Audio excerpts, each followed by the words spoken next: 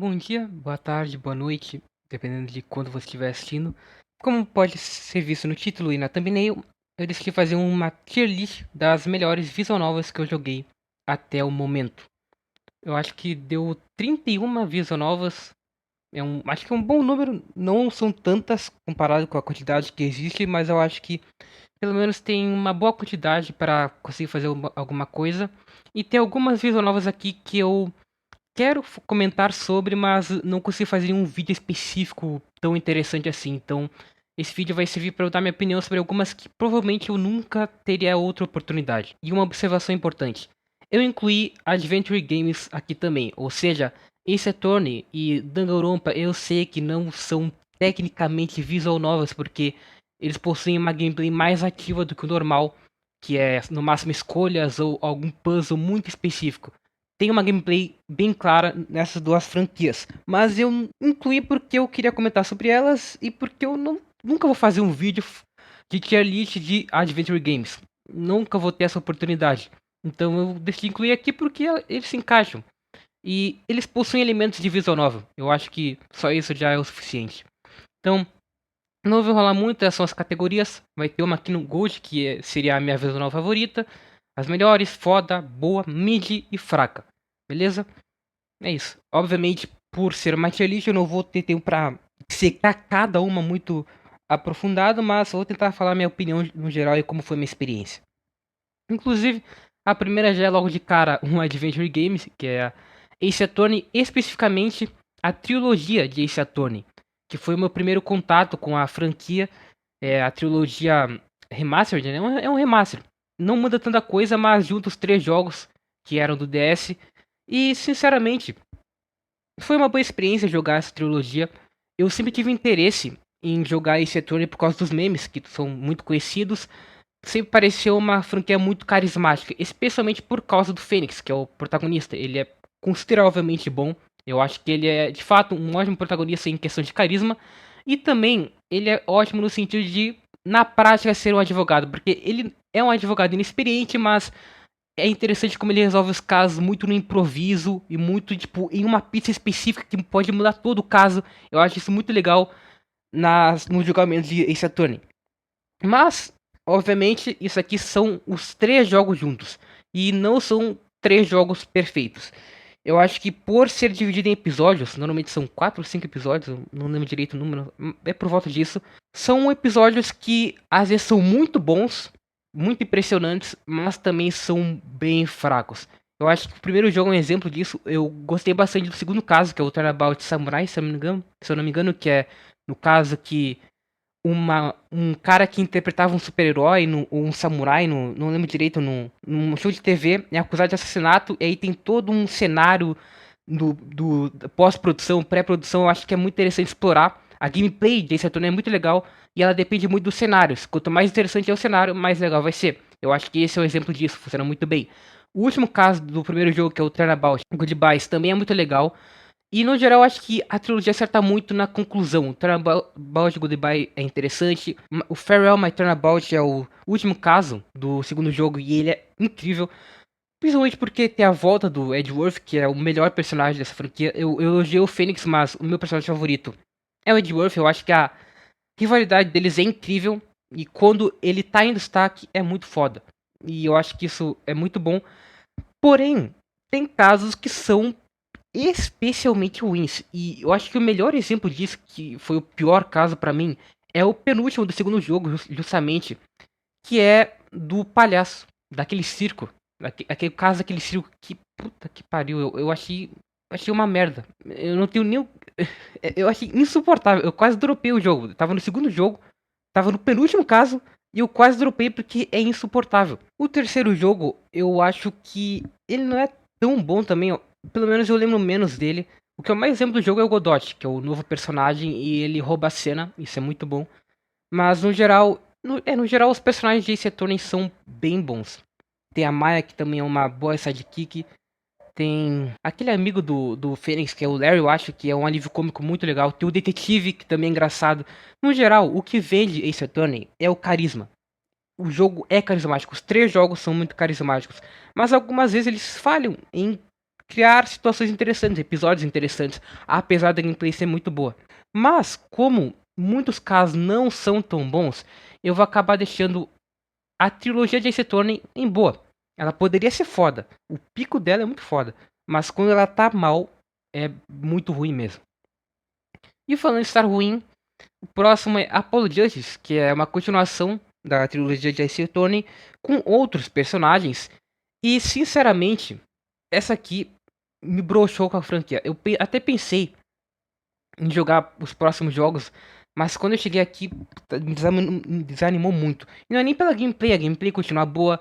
No geral, os personagens são legais, a Truce é legal, a filha do Fênix é adotada. A Athena também é legal. Tem personagens que divertem, menos o Apollo. O Apollo eu acho que ele é bem sem graça, especialmente em comparação ao Fênix. Pô, tu sai de Phoenix Wright pra Apollo Justice, pô, dá uma decaída que me desanima. Especialmente pelo que também fizeram com o Fênix nesse jogo, que ele meio que virou um mendigo, né? Ele deixa de ser o advogado foda que ele se tornou na trilogia anterior. Eu não achei graça nisso.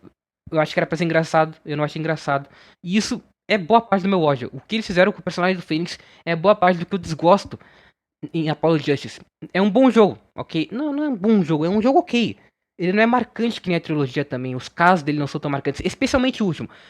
A trilogia sempre acerta nos últimos casos. Esse jogo aqui não acerta. O último caso é muito confuso e não é divertido como os outros. Então, por conta disso, eu vou deixar Apollo Justice em mid.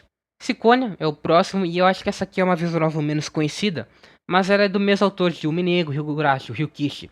É o trabalho mais recente dele na mídia e só teve um episódio. Por enquanto, foi lançado em 2019, eu acho. E ele não continuou por conta da guerra na Ucrânia. É uma visual novel que foca em guerras. Se passa depois de uma terceira guerra mundial, com um cenário completamente diferente do mundo atual, que tem uns cavaleiros que são treinados com uma tecnologia muito foda e tem todo um cenário geopolítico completamente distinto e é muito criativa. Só tem um episódio, mas na minha opinião tem o melhor início de uma visual novel do Ryukishi. É melhor do que o primeiro episódio de Umineko e é melhor do que o primeiro capítulo de Higurashi. Eu acho que ele foi muito bem e tem muito potencial. Mas como tem só um episódio, e eu nem sei se vai continuar por todo o contexto triste atual do mundo, eu não sei se eu posso colocar ela tão alta. E eu também acho que ela é muito expositiva no início. É necessário porque tem muita informação mesmo, mas ao mesmo tempo, tipo, te cansa um pouco. É uma visual novel que se sobrecarrega de informação logo no início. Mesmo sendo necessário, eu acho que poderia ter sido mais dispersa a informação, ser mais gradual para ser uma boa apresentação. Mas ainda assim é uma boa apresentação. Tipo, poderia ser melhor do que é, mas eu acho que é um bom início para uma IP que tem muito potencial e mostra alguns dos melhores momentos da escrita do Ryukishi. Então eu vou deixar aqui na boa também. Danganronpa 1 agora. Esse Danganronpa foi a primeira visual não foi a primeira. Foi a segunda visual novel que eu joguei na minha vida. Não é visual novel, é adventure game, mas enfim. Foi um dos primeiros contatos com esse tipo de história, né, basicamente. E é uma boa introdução para a franquia. Eu acho que é meio que com consenso que os outros dois jogos são muito melhores. Mas esse primeiro já tem uma gameplay muito criativa, investigativa, que era diferente de tudo que eu tinha jogado. O elenco de Danganronpa 1 eu acho que é um problema porque eu não gosto tanto dele. Obviamente, Monokuma, muito carismático. As cenas de morte são a melhor coisa de Danganronpa 1, que nem de quase todos os outros dois. Mas o protagonista, o Makoto é o protagonista. Eu acho que esse é o nome dele, com todo respeito. É o pior protagonista da franquia. Eu não consigo me importar com esse cara. Ele meio que faz sentido, ele encapsula esse ideal de esperança que faz parte da mensagem do jogo e também agrega pro que está sendo feito nos outros dois jogos. Mas ele é só isso. Ele cumpre o papel dele e nada além disso. Enquanto a Junko, que é a vilã, é muito mais interessante. Eu acho que o tweet dela funciona muito bem. É a melhor personagem do jogo junto com a Kyoko. A Kyoko também é muito divertida. O Monokuma, como eu falei, é legal. Os outros personagens eles não são nem tão ruins exatamente, mas eu acho que comparado aos outros jogos, o elenco é muito mais fraco. Sendo bem sincero. A gameplay é legal, a vilã é legal, a história, os assassinatos são legais, mas é tipo tudo ok. É muito melhor depois. Então, por ser muito melhor depois, eu vou deixar Danganronpa 1 aqui no bom. Também não vai muito além disso. Eu acho que ele vai até aqui à frente de Ciccone, né, por ser mais completo. Mas, em comparação ao segundo jogo, que é logo o próximo, é muito fraco. Danganronpa 2 é, é um caso engraçado, porque é quase perfeito. É um jogo quase perfeito. Tem o Nagito, que é o melhor personagem de Danganronpa junto com o Kokichi. Ele rouba a cena sempre que ele tá. Ele é um personagem muito ambíguo que você não sabe se pode confiar ou confia. Ele é caótico, ele é perfeito para esse tipo de história. E, e o. Como é o nome do personagem? É o Hajime, né? O Hajime é o protagonista. Ele já é muito mais legal do que o Makoto. E o elenco no geral é muito melhor. Tem a Ibuki também é legal. A Mikan eu acho que é questionável porque o jogo usa muito ela como fanservice e ela é muito chata em alguns momentos. Mas ao mesmo tempo é um personagem que dá pra sentir empatia. No geral, eu acho que. Eu ia falar que o elenco é melhor, mas eu lembrei que tem aquele merda cozinheiro. É o Teruteiro, eu acho. Esse cara é um desgraçado. Sério, esse é um dos piores personagens que eu já vi na minha vida. Até, o jogo diminui meu conceito quando eu lembrei dele. Enfim, o elenco eu acho que é um pouquinho melhor. Ele não é perfeito ainda, mas ele tem personagens melhores. A Chiaki também é uma personagem legal. O Byakuya, ok, é um personagem legal. O Nagito, como eu falei, ele rouba a cena. O problema é o final. O final de Danganronpa 2, ele tem que se esforçar muito pra passar pano pra ele, porque ele é uma loucura completa. E é basicamente, poder da amizade e vencemos. É basicamente esse o final de Danganronpa 2. Tá, eu entendo que ele faz sentido até com a mensagem do jogo, de Danganronpa no geral, com o 1 e o 2, né? Eles são muito sobre isso, os personagens do 1 e do 2 são coerentes com o que acontece no final. Mas é uma loucura completa e é até difícil de explicar o que aconteceu e como eles conseguiram vencer, né? Vencer e não vencer, porque eles perdem as memórias, mas não perdem. Eu fiquei meio confuso até com o final. E eu acho que ele não foi uma resolução satisfatória para a grande construção de Danganronpa 2, que é um jogo muito mais divertido do que o primeiro. A história é muito melhor, os casos, as mortes são tudo mais criativas. Ele só não tá aqui entre as melhores porque o final ele é realmente fraco. Doki Doki, agora sim, essa foi a primeira visual novel que eu joguei. E eu acho que é uma das mais populares. Ela furou completamente a bolha. Foi em 2018 que lançou? 2018, 2017, por aí. E eu gosto de definir Doki Doki como visual novel de streamer. Ela é muito legal para jogar em live. E para tu ver alguém jogando. Porque de resto, já vou até adiantar, é fraca. Eu acho que Doki Doki tem toda aquela questão meta com a Mônica, tem o twist dessa garotinha que eu esqueci o nome, é Sayako? Saiko, sei lá o nome dela. Eu só lembro o nome da Yuri e da Mônica, obviamente. Tem duas personagens aqui que eu realmente não lembro o nome. Doki Doki, eu nunca joguei, mas a impressão que eu tenho é que ele é só choque velho. A grande cena, a cena mais famosa do jogo essa cena do enforcamento é o exemplo do jogo. Ela retrata perfeitamente o jogo. É um jogo baseado em choque velho. O final também, com o meta da Mônica, é choque velho. Eu não acho que a Visual Novel consegue construir tão bem esses personagens ao ponto de eu me importar com o que tá acontecendo. Do nada é um jogo fofinho, é um jogo genérico, uma Visual Novel genérica, mas nossa, tem esse tweet que você não esperava, ele é muito mais dark, sério. Eu acho isso muito chato. E eu não gosto de quando é algo tão abrupto, tipo, tão 880 como o Doki Doki faz. E isso não vale só pra Doki Doki. Qualquer história no geral que faça esse 880 muito rápido e muito forte, eu não gosto. O Mori, por exemplo, eu dropei por causa que ele meio que faz isso. Então é algo que particularmente não me afeta. Eu acho muito apelativo. E eu não acho que a história realmente seja tão interessante assim. E o final mesmo com aquela cena com a Mônica que é icônica, conversando com ela, não é legal. Tão legal assim. É mais pelo conceito. O conceito de ser algo que transcende o jogo, que você tem que ir nas pastas do jogo pra decifrar. Legal. Isso é legal. Na ideia. Mas no geral eu não acho que é tão bem usado. Então, é isso. É fraca. E agora, temos Fata Morgana. Fata Morgana é até foda. Eu já fiz um vídeo de 40 minutos falando por que Fata Morgana é a minha visual novel favorita. E alguns meses depois desse vídeo eu joguei outras visual novels e continua sendo a minha visual novel favorita. The House em Fata Morgana, a primeira novel, é pra mim o epítome dessa mídia. Até agora eu não vi nada que tenha sido mais consistente e que tenha me impactado mais do que essa obra. O final de Fata Morgana é um dos melhores que eu já vi na ficção.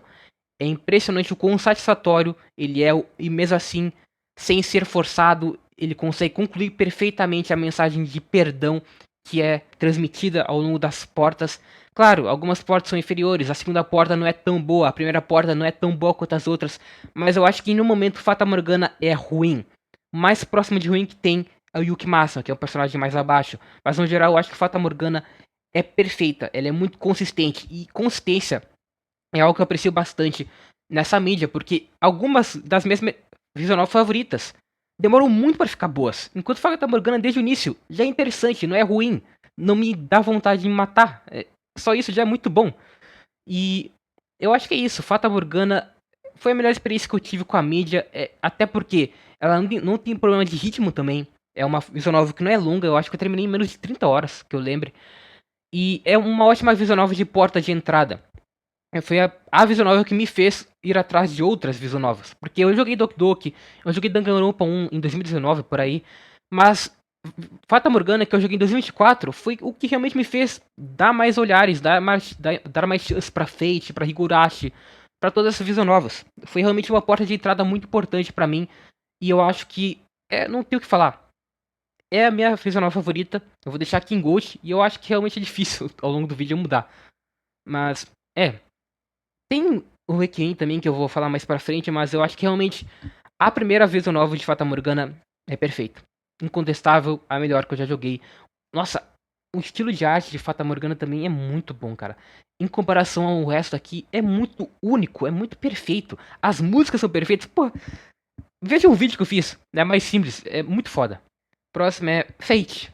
Agora, Fate Stay Night especificamente.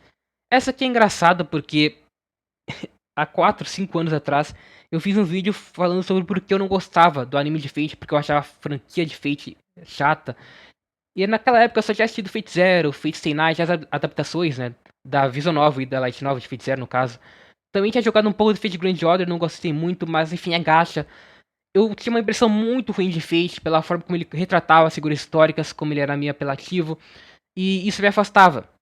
Aí eu joguei Fate Stay Night e mudou tudo. A visual novel de Fate Stay Night é incrível, porque o Nas se tornou um dos meus atores favoritos, e por um motivo que eu não esperava tanto. Eu fui jogar Fate Stay Night esperando que as lutas fossem legais, porque é um Battle Royale, então, obviamente, o que importa são as lutas. Mas não, nesse caso, o que vende Fate Stay Night é, na verdade, o Slice of Life. As partes em que os personagens estão simplesmente interagindo. Quando o Shirou tá cozinhando pra Sakura, ou pra Saber e pra Rin também. Essas são as partes legais de Fate, porque que o Naso brilha. As partes descontraídas que contrastam com aquele lado mais sério da Guerra do Santo Graal. Eu acho isso muito brilhante, e como ele executa isso na visão nova é muito melhor do que ele faz, do que no caso o anime faz. A adaptação acaba cortando muito e mudou completamente a minha percepção sobre alguns personagens como o Shirou. O Shirou no anime é insuportável, pelo amor de Deus. Ele toda hora é aquele personagem que é muito bonzinho, ele quer sempre salvar todo mundo, ele quer fazer tudo sozinho para salvar todo mundo, e é só isso, enquanto na Visual Novel tem toda uma questão sobre o ideal dele, sobre ele querer ser um herói, e como isso vem do Kiritsugu, que também foi o pai dele, o pai adotivo, o pai que ele teve, e como isso orienta a vida dele, e ao mesmo tempo o contraste e conflito que ele tem com o Archer por causa disso, e como o Archer representa um lado mais realista desse ideal, e como isso confronta muito bem em UBW, que é a minha rota favorita.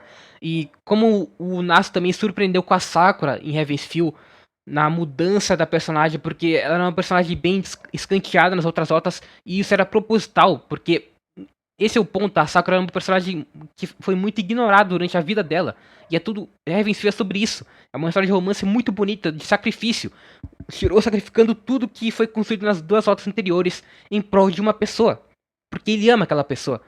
E também a primeira rota é muito boa, o romance com a Saber é legal, é interessante como eles se completam, como ambos representam esse ideal de herói de diferentes formas. Obviamente a Saber como o Rei Arthur, e com a questão da Excalibur, e ele representa o rei se sacrificando por todo mundo e não sendo reconhecido por isso, quando o Shirou também quer se sacrificar por todo mundo. Fate Stay Night, ele é brilhante no Slice of Life, ele é brilhante nos temas que ele trabalha, ele é uma visual novel muito bonita também, eu acho que bem bonita, especialmente pra época. Eu joguei remaster, mas o remaster não muda muito, só muda a resolução basicamente e também tira as cenas de sexo.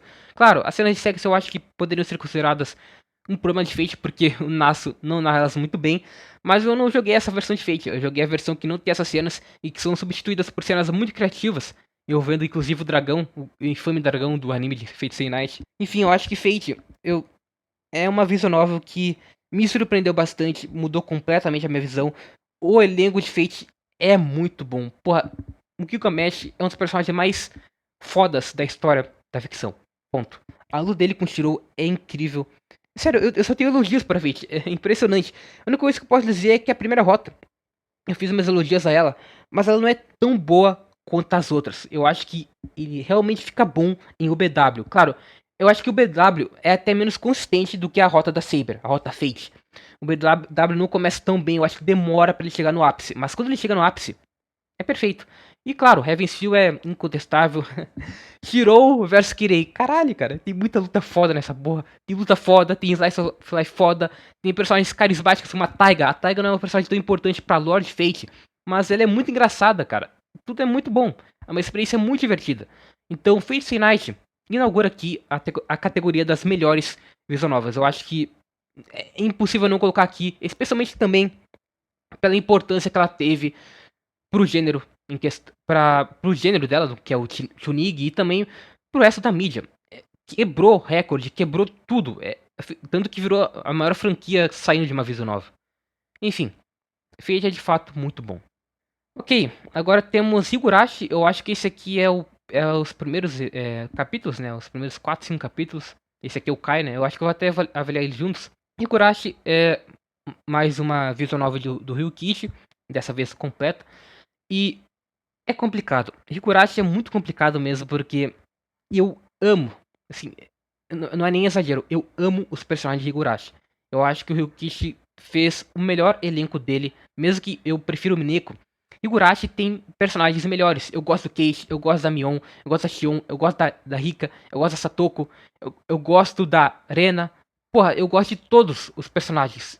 Não tem um personagem que não seja interessante nesse negócio.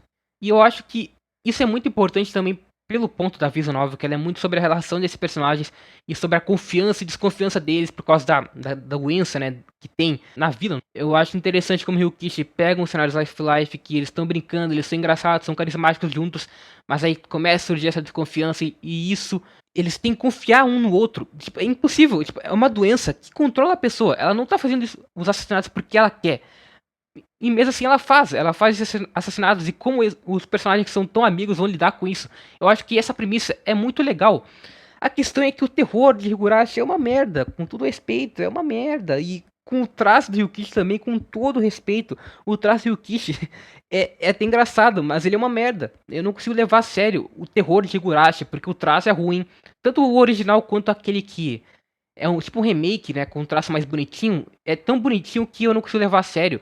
E eu acho que Higurashi, ele se porta muito como terror em Choque Velho. E são caretas bizarras, expressões faciais das personagens muito exageradas. Especialmente da Rena, da Shion, da Mion.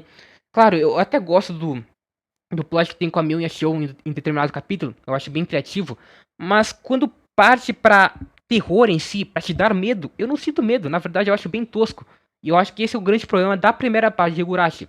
Ele não consegue ter um terror muito bom. Quando ele tá focando na relação dos personagens, como eles são amigos, as interações comuns, ele brilha muito. Aí sim é uma visual novel muito divertida. Eu colocaria aqui em boa. Mas quando ele vai pro terror, e também pra parte mística, que é até legal a parte mística, mas eu não acho que ela é tão boa assim.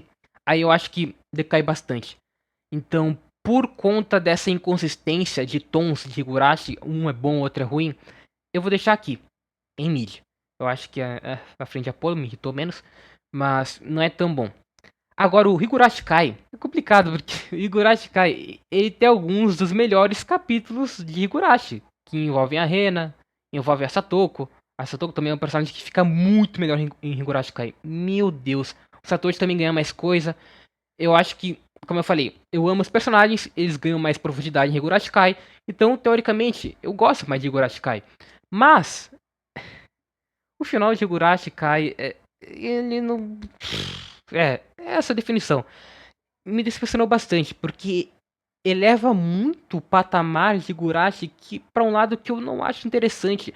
O final ele se torna mais político, militar, tem toda uma trama política envolvendo a Mio Takano, que é uma personagem que já estava antes, mas agora quando a gente descobre o que ela é, para quem ela trabalha, todo o contexto que estava por trás da doença que estava afetando os personagens, as explicações me decepcionaram.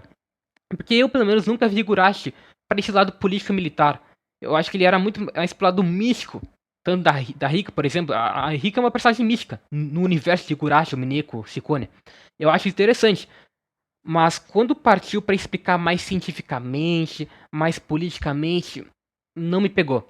E me decepcionou. Eu não acho que o clímax é tão legal. Não é o que me importava em Higurashi. O que me importava em Higurashi era a relação das personagens. E isso não é tão bom no final. Então, por isso, mesmo sendo assim bem melhor do que o anterior, do que os episódios anteriores, os capítulos anteriores, eu vou ter que botar em mid. Ele é melhor do que o antecessor, mas ainda não chega a ser bom por conta do final. Eu realmente me decepcionei com o final de Higurashi. O próximo é Fate Hollow Ataraxia. Esse aqui é bem interessante. Fate Hollow Ataraxia é uma experiência que foi uma das melhores experiências que eu já tive com visual novel no geral. Ele só funciona para quem é muito fã de Fate. Ele é um fanservice perfeito para tudo que eu gostava de Fate. Como eu falei, para mim o melhor que Fate tem, que a franquia tem, que a visual novel Stay Night tem, era o Slice of Life. As interações entre os personagens que são muito criativos, são muito únicos, e o Naso fazia isso muito bem. Fate Hollow Ataraxia é quase só isso. Você vai de lugar em lugar na cidade para interagir com personagens em situações mais mundanas. Então o Lancer, que era um cara que era meio dúbio, porque ele era inimigo do Shirou, aí às vezes ele se aliava com o Shirou, ele era um cara que tava lutando na Guerra do Santo Grau, era muito sério. Aqui ele tá pescando, ele é um pescador, e depois ele tá trabalhando numa floricultura com a Caster. A Caster também, ela aparece em situações mundanas trabalhando. São personagens que possuem personas de vilão, de serem inimigos malignos, e aqui são tratados como pessoas normais. E essa é a graça de Fate, esse contraste absurdo que funciona muito bem. E claro, os personagens normais, né? A Saber, o Shirou também são momentos muito bons, descontraídos. A Saber jogando futebol é uma das coisas mais legais de ver, porque, pô, a rota dela tem todo um sofrimento dela como Arthur e como ela foi mal compreendida por seu povo, como ela morreu por seu povo, como ela não conseguia pensar em nada além de se sacrificar. Aqui ela tá jogando futebol, mano. Isso é muito legal. Isso é muito divertido. Aí tem toda aquela parte que a Rin e o Shiro ficam presos naquele baú especial. E aí o Shiro acaba ligando pra uma Rin de outra dimensão que é muito mais apaixonada pelo Shiro. Isso é muito engraçado. Esses momentos de Fate Holotaraga são muito bons. E ele também funciona como uma história séria. A história séria esqueci o nome da personagem. Essa personagem nova e com o Avenger é muito legal. O conceito de loop e por que ele foi feito. O Avenger com essa encarnação do ódio que finalmente teve a oportunidade de viver com o humano. Isso é muito foda. E o final também dele sacrificando tudo isso para as pessoas viverem vidas novas, verem experiências novas, não ficarem presas num cotidiano comum repetitivo. E o significado que isso tem pra Fate é perfeito. Eu realmente não tenho nada a criticar de Fate Hollow Ataraxia. Eu acho que é realmente uma visual novel que se destaca muito como fanservice e realmente consegue ampliar as mensagens do anterior. E também tem lutas incríveis. Porra, aquela luta na ponte entre Shiro e Saber e Walker. Puta que pariu, aquela luta é muito foda, mano. E o final com todo mundo junto, lutando pra bater aqueles monstros e abrir caminho pro Avenger, concluir tudo. É tudo perfeito. Eu realmente não tenho. É até difícil falar, porque como fã, Fate Hollow Ataraxia é uma experiência perfeita. É tudo que um fã poderia pedir. E entregaram isso. E não é um fanservice à toa, ele realmente funciona como fanservice. Eu vou fazer um vídeo mais aprofundado sobre isso no futuro. Em algum momento vocês vão ver eu falando sobre Fate Hollow Ataraxia de forma mais aprofundada e explicando por que eu gosto tanto desse jogo. E falando nesse vídeo que eu vou fazer de Hollow Ataraxia, a próxima visual novel também faz parte desse vídeo, que é Kagetsu Torre. É basicamente uma continuação de Tsukihime. Na verdade, eu acho que o ideal. Não dá, deixa. Eu vou falar de Kagetsu Torre antes de Tsukihime, basicamente. Enfim, Kagetsu Torre é bem semelhante a Hollow Ataraxia na parte do loop. Tem um loop, o Shiro tá preso em um mundo dos sonhos que sempre se repete o mesmo dia. E a gameplay é bem interessante porque você tem várias coisas pra fazer, tipo, tipo, 8 escolhas por sessão. Aí tu faz uma escolha, e aí ela vai te levar pra um cenário, que tu vai fazer outra escolha, mas aí se tu escolhesse uma coisa diferente ali no início, ia te levar pra outro cenário completamente diferente. Então você tem que basicamente esgotar todas as escolhas possíveis pra aproveitar todos os 30 e poucos dias possíveis que você pode viver. É o mesmo dia, ele sempre reseta, sempre tem repetições, mas em algum momento vai ter algo minimamente diferente que vai avançar a história. E isso é bem criativo, mas é muito chato também. Eu acho bem enjoativo essa parte das escolhas, especialmente se você vai sem um walkthrough, algo do tipo, assim, te ajudando.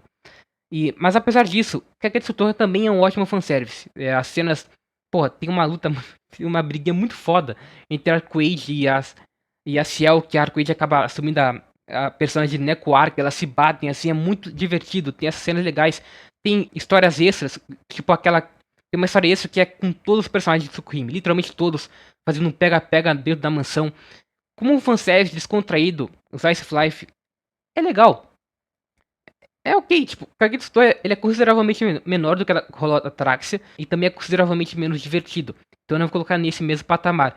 E também eu acho que, não sei, a história principal envolvendo essa personagem que é a Len, né? A Len Lam, eu não esqueci o nome exato dela. Não é tão interessante assim. Na verdade, tem algumas cenas bem ruins. O Nas conseguiu fazer essa personagem. Tem cenas horríveis com essa personagem, basicamente. E eu não achei legal. No geral, não achei tão interessante a parte da história. É interessante por algumas questões com o Chique, que é um personagem que tem umas questões psicológicas legais aqui, especialmente envolvendo o seu lado na Naya. Mas eu acho que se eu fosse avaliar a Kagetsu Torre, seria boa.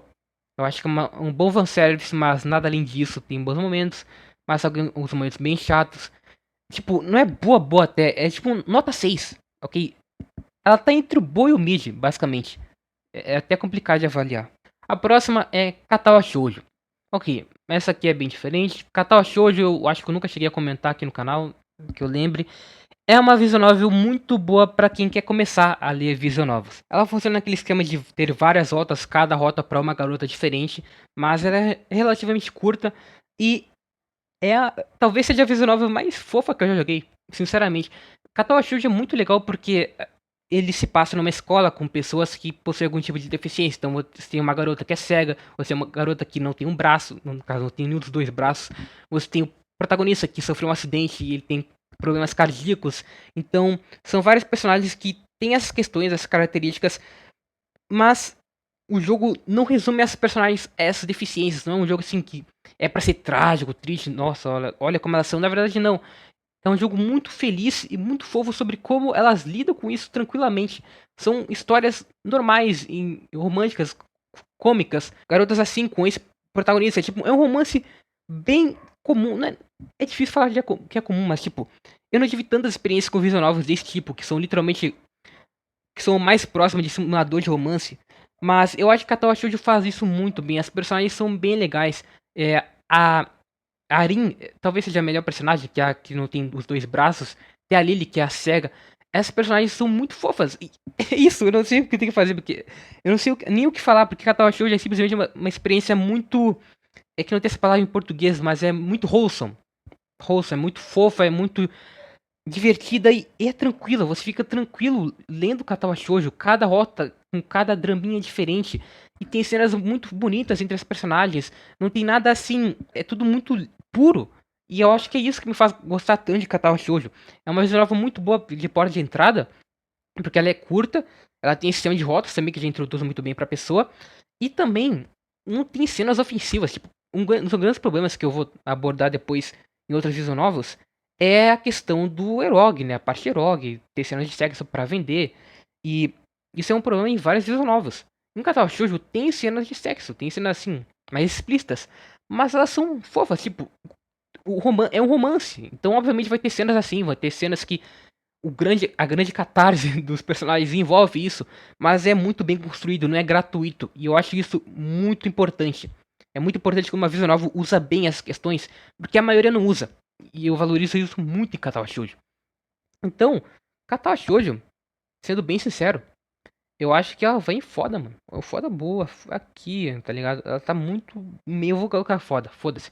Essa visual novel é muito. Uma experiência muito boa. É isso, ela é simplesmente muito boa. A próxima é... Cara, essa aqui é muito foda. Mahou Tsukai no Yoro. Outra visual nova do Kinoko Nasu. E essa aqui é particularmente a minha favorita. Mesmo depois de Hollow Ataraxia, eu acho que nada supera a experiência que eu tive lendo Mahou. Óbvio, foi meu primeiro contato com o Nasu. Mas eu acho que o Slice of Life aqui não é o ápice do Nasu. Eu acho que o ápice do Nasu em Slice of Life é Fate. Mas eu acho que é o ápice em lutas. As lutas de Mahou chegam num nível impressionante. Até porque é uma visual novel muito bem feita. A trilha sonora, as questões técnicas dos CGs, dos efeitos, dos sprites, tudo é muito bonito. Tipo, você percebe que nas visual novels existe um certo padrão. Tipo, cada personagem tem, sei lá, 5 sprites que se repetem ao longo de todas as rotas, todas as cenas. Mahou tem uma diversidade de sprites com reações diferentes dos personagens. Eles com tristes, felizes, é tudo muito variado. E isso torna a visual novel muito mais imersiva do que estamos acostumados. É o ápice técnico que eu já vi em qualquer visual novel, junto com Muramasa, que tá logo em seguida. Eu acho que ela é muito perfeita no aspecto técnico, e também é muito perfeita nos personagens. A Oko, a Oka Ozaki, é minha personagem favorita do Nasu. Ela é muito divertida, simplesmente ela tem esse lado meio tsundere com o Soujuro, que é bem engraçado. E essa dinâmica entre ela, o Soujuro, a Alice, ela tem esse lado mais sério de bruxa, ela quer ser restrita, enquanto a Oko não quer ficar presa a apenas ser uma maga. E enquanto o Soujuro é um cara de fora da cidade, ele não sabe viver em sociedade urbana. E tem esse contraste muito interessante que traz muita leveza para cenas e alguns aspectos muito interessantes são bem trabalhados. E quando Mahou decide focar nas lutas com as magias, eu gosto bastante da luta entre a Oko e a irmã dela, que inclusive, a Toko, né? A Toko faz parte de Kara no Kyokai. Eu acho muito legal a luta, a dinâmica dela é legal e a luta é muito foda, porque a Oko, puta, fica com o cabelo vermelho muito foda e ela salva o Soujuro. E tem a luta do Soujuro contra aquele moleque, o Beowulf, né? Algo assim, que ele vira um lobão, é um tipo um lobo, né? Um lobo foda. Caralho, aquela luta é muito foda com o Sojuro dá porrada saindo contra o cara que é muito mais forte do que ele. Mahou tem uns picos muito interessantes e fica muito mais foda ainda porque é tudo muito bem feito, tecnicamente muito bem feito. E eu realmente acho que é muito divertida. É uma visual novel muito divertida. Ela é relativamente curta, ela é a visual novel mais curta do Nasa, eu acho. É, claro, desconsiderando as continuações de Tsukihime Fate, ela é curta, ela é sólida, tem personagens sólidos, tem ação sólida. O sidecast que aparece menos na escola, por exemplo, os amigos deles, é legal. A questão urbana e rural com o Sojuro e as outras garotas é legal, é muito bem feita. Então, eu realmente não tenho o que criticar em Mahou. Para mim, é a visual novel perfeita do Nasu. É a melhor experiência que eu tive até o momento. Agora sim, temos outra visual novel importante, que é Muramasa. Como eu falei, Muramasa também é uma visual novel que tecnicamente é muito boa. A trilha sonora é boa, os CGs são muito bons. Alguns se arrependem bastante, sim, mas eles são bem feitos e é isso que importa. Os sprites são variados, os cenários são bem feitos, eles não são aqueles cenários genéricos que se repetem em toda a visual novel. É uma visual novel que também se destaca pelo cenário que ela se passa num tempo muito mais longínquo, porque, claro, é incrível. Tipo Movie Luve. Movie Luve tem uma parte militar, mecha, ficção científica muito foda. Mas Movie Luve Extra se passa no cenário comum de romance escolar, comédia romântica escolar. Enquanto Muramasa não. Muramasa se passa num período muito mais longínquo, que mistura os samurais com mecha. Essa mistura eu acho muito legal. Que nem Scaflowne faz, que é um anime que eu gosto bastante. Muramasa também faz isso e pra mim é perfeito. Você tá pegando o moderno, juntando com o tradicional e fazendo um misto que é muito divertido. Os robôs de Muramasa são muito legais. A Muramasa é muito bonita. Tem a mecha da garota. Puta que pariu, esqueci o nome dela. Da Ichijou. O mecha da Ichijou também é muito legal. Eu acho que Muramasa acerta bastante em visual, em questões técnicas. E claro, o Kageyaki, o protagonista, ele é um dos melhores protagonistas da ficção. Ponto. O twist do primeiro capítulo de Muramasa é muito impactante. Eu vou fazer um vídeo específico sobre Muramasa. Eu já escrevi o vídeo, só falta gravar. Então eu vou me aprofundar mais no personagem. Mas eu realmente acho que ele é um dos personagens mais complexos já escritos em visual novel. Facilmente. E no geral, é uma visual novel que é muito à frente do tempo e muito ruptiva.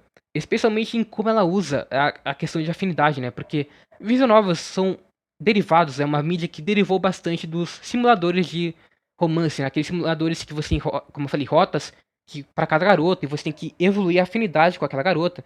Enfim, o Muramasa tem esse sistema de afinidade, mas ele usa pro inverso, quanto mais próximo da pessoa mais ela corre o risco de morrer pro próprio protagonista. Tem esse tweet muito foda. E eu não vou dar muito spoiler, eu já acabei dando um pouquinho. Mas eu vou falar mais sobre isso no meu vídeo de Muramasa. É uma visual novel que, assim, eu não tenho nenhuma crítica. De fato, eu não tenho nenhuma crítica a Muramasa. E, claro, tem alguns momentos que eu gosto menos. Eu acho que algumas cenas se passam do ponto na questão do Erog. Tem uma cena que, assim, é uma das mais grotescas que eu já vi. Mas, ao mesmo tempo, faz sentido. Tipo, não tem nenhum momento de Muramasa que seja completamente gratuito. Alguma execução pode não ser tão boa, mas, no geral, tudo se justifica, tudo se conecta. E tudo tematicamente é muito sólido. E o final também de Muramasa é muito poético. Eu acho que Muramasa, de fato, é uma das melhores visual novels. Ponto. Eu não tenho o que falar. Fica atrás de Holotaraxa porque por questão pessoal mesmo, eu me diverti mais. Mas todo mundo tem que jogar. Todo mundo tem que ler. Próximo é Muvilove. Mas esse aqui é o Muvilove Extra e Muvilove Unlimited. Os dois são incluídos aqui. É importante sacar isso porque Muvilove Extra é uma comédia romântica escolar, bem padrão, e o Unlimited passa por uma questão meca pós-apocalíptica ficção científica. O Extra, ele começa muito engraçado, porque ele sabe que ele é uma visão nova de romance, comédia romântica genérica, e ele prioriza muito mais a comédia do que o romance, e isso é muito legal, tem personagens muito legais. Tem um personagem que é literalmente só feito para parodiar o personagem, o protagonista de Nichouji, o Takahashi. Ele é um sósia do Takahashi de Nichouji. E tem uma cena muito foda com ele e a professora de cabelo roxo de Beluviluve, que é uma personagem mais séria e tal. Ela tem uma questão meio. Ela não é totalmente séria, ela tem uma questão com os alunos que é meio suspeita. Mas tem essa brincadeira, enfim. Ela é uma personagem que do nada aposta a corrida com o Takahashi, que nem Initial D. Todo um momento que eles estão apostando corrida como se fosse no anime. Isso é muito engraçado. E tem momentos muito engraçados também pela Meia, porque a Meia é uma personagem que ela não é. Ela parece que ela não tá encaixada nas normas da sociedade comum. Por ter uma família especial. Então ela faz coisas muito aleatórias e engraçadas. Então o Movie Extra tem pontos de comédia divertidos. O elenco ele não é ruim nesse aspecto. Mas depois ele começa a focar mais no romance. E sinceramente, o romance ele não é ruim, tá? Eu aceito o romance, eu acho que inclusive as cenas cenas hentai da Visual Novel são boas, eu acho que elas fazem sentido, elas têm um impacto emocional, mas eu não consigo me importar com romance e eu acho que muito do problema disso é com o tempo perdido que a novel tem no arco de Lacrosse. Lacrosse é um esporte, tá? Eu não sei explicar lacrosse. Eu só sei que é um esporte que tem bola e tem umas redes, tá? E tem um gol. Tem basicamente um gol de futebol. E é isso. O arco é sobre isso. Não é tudo exatamente sobre esporte, é mais sobre o grupo ali se unindo pro torneio de lacrosse. Mas é um arco muito chato, mano. Sendo bem sincero. É complicado, mas esse arco de lacrosse é insuportável, mano. Eu não me importo com lacrosse. Com todo respeito, não tem como você fazer essa merda de esporte ser interessante. Mesmo que ele seja mais um pano de fundo para os personagens, ainda é sobre isso no fim. É o grande fim é a lacrosse. E é uma merda, é insuportável. Eu acho que o Movie Extra, ele começa engraçado com a comédia, mas ele vai ficando insuportável. Especialmente porque ele existe pra você se importar com os personagens. Você vê esses personagens em cenários mais comuns, mais descontraídos, tendo suas interações mais simples, e isso é feito para você conectar com eles. Para isso depois ser usado no Unlimited. O Extra foca nos personagens. É um character driven. Enquanto o Unlimited é mais um plot driven. Ele foca mais no plot. Ele é mais sério. Ele é uma questão mais militar. Ele tem um final. Dependendo do final que você pega, ele é mais triste, né? Que o Takeru fica na Terra enquanto a Meia foge para outro planeta. E aí ela cresce o filho dos dois sozinho. Tipo, é uma questão muito mais dramática. Eu até acho que essa divisão funciona, só que a questão é que eu não me importo com esses personagens. Tá, eu posso até achar momentos engraçados entre eles, tudo bem. Mas não ao ponto deles serem interessantes. Especialmente quando você sai do trio principal. Porque tem o trio entre a Meia, a Sumika e o Takeru, né? É o Takeru o nome dele, o Shirogane. Tem esse triângulo amoroso, que já é uma merda, né? Já começa por aí. Triângulo amoroso é uma merda, ponto. Objetivo. Eu falei isso, mas morreu aqui, né? Fate tá aqui, tá? Mas no geral, o Triângulo Amoroso quase sempre é ruim. Ele não, o autor de Movie Love não executou ele tão bem quanto o Naso. O Naso executou ele muito melhor. Então, isso já é meio chato. E o pior é que as outras personagens, elas são muito menos interessantes tipo, do que esses três personagens. Eu nem lembro o nome do resto, sendo bem sincero. Eu não lembro o nome da professora, que tipo, ela é importante pro plot de ficção científica que tem no Alternative. Mas eu não lembro o nome dela, porque é realmente muito, são muito relevantes. E eu acho que, por conta disso, o Movie Love acaba sendo meio mid, tá? O Movie Love Extra, na verdade ele é fraco, foda-se. Sério, o Movie Love Extra, ele é muito fraco, mano. Ele é realmente muito insuportável. E o Unlimited, ele é foda-se, tipo, ele é mais sério. Ele teoricamente tem tudo pra ser melhor. Ele é melhor. Ele tem finais melhores. Falta, sabe, falta o tempero.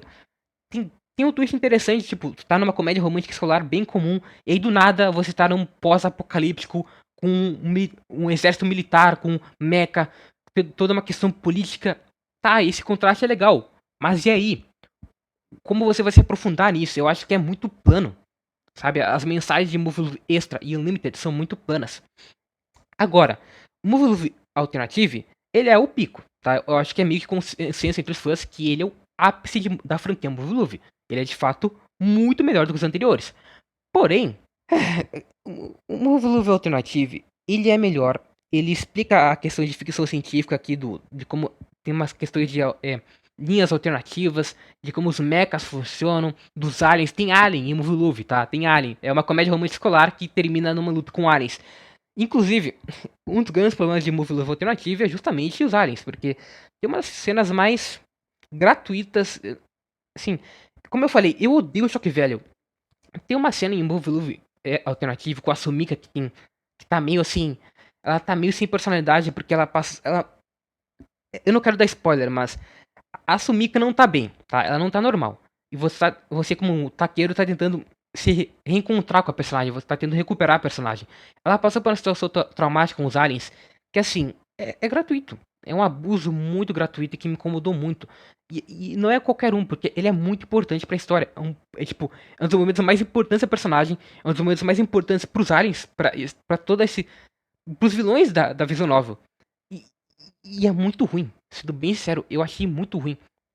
Claro, Movie Love Alternative, ele tem uma questão que as cenas de ação são muito boas, as cenas de ação do Movie Love Alternative, mas o resto do elenco também continua fraco, não melhorou.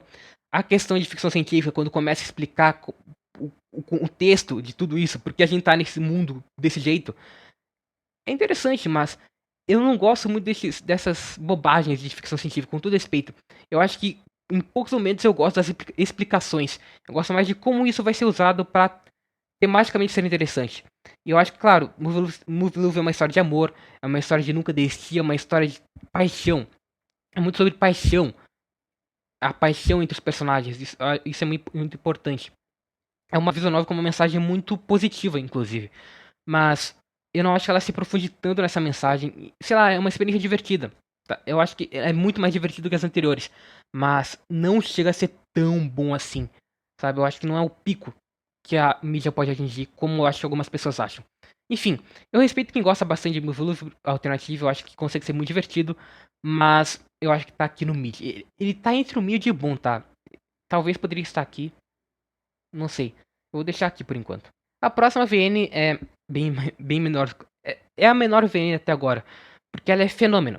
Eu acho que a maioria não conhece essa visual novel, mas como alguns podem perceber, a arte da visual novel é feita pelo Yoshitoshi Abe, o mesmo cara que fez a arte pra Len, pra Haibane Reimen, pra Nia Under 7. Ele é um dos meus ilustradores favoritos, talvez seja o meu ilustrador favorito. A arte do Abe é única, ela tem uma atmosfera única, ela passa sentimentos únicos, ela tem muita personalidade. Foi isso que me atraiu pra novel. Aí eu descobri que a visual novel é basicamente uma adaptação dos primeiros capítulos ou do primeiro capítulo de uma light novel, que também tem ilustração do Abe.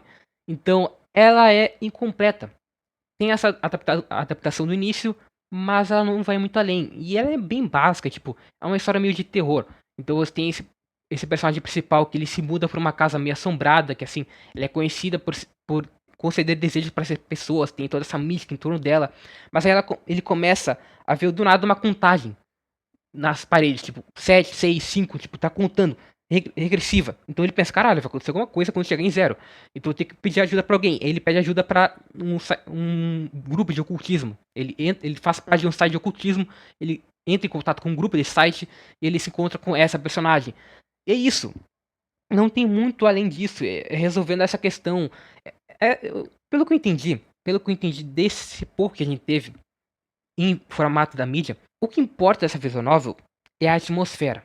E sendo bem sincero, eu não acho que a atmosfera seja tão boa. Inclusive, tem outra visual novel de terror aqui que tem uma atmosfera muito melhor do que ela. E a arte do Abe é a arte mais fraca dele. Eu não acho que a arte na VN tenha ficado tão boa assim. Então, essa questão é o que me atraiu pra Fenômeno. E não é tão bom. Então é foda. Eu estou bem em dúvida entre fraca e mídia, porque eu acho que não tem grandes problemas. Ela só não é uma visual novel tão boa. Mas não tem conteúdo suficiente também pra eu avaliar e colocar em fraca, né? Mas eu coloquei em fraca, foda-se. É até injusto, tipo, você tem Move Luve e Doki Doki aqui. Ah, eu vou colocar na frente deles. Porque Fenômeno erra menos do que esses dois, na minha opinião. Mas também acerta menos. A próxima também eu vou passar bem rápido, porque ela, assim, eu acho que é Tsukihime Plus Disc. Se eu não me engano, não tem nenhuma hora de duração, tem tipo 1, 2 horas. Ele é um fandisc que nem Holotaraxia e Kagetsu Torre, mas é consideravelmente mais curto. Ele só serve pra mostrar os personagens interagindo, né, falando sobre as rotas, tendo essa questão de meta, e também pra apresentar uma personagem que vai ser participativa em Kagetsu Torre, que é nova, mas assim, nada grandioso, tem um plot com um impostor do Chique. Isso é legalzinho, mas é mais um fanservice. Você vê as personagens interagindo. Também tem curiosidades sobre conteúdos adicionais que foram retirados do jogo final. Inclusive a rota da Satsuki foi descoberta pela primeira vez nesse Plus Disc. Então é um conteúdo foi legal, mas enfim. É só isso. Eu vou deixar em mídia porque ele é legal. Mas não é tão bom, né? Não tem tanta coisa. Eu só coloquei aqui como um complemento mesmo.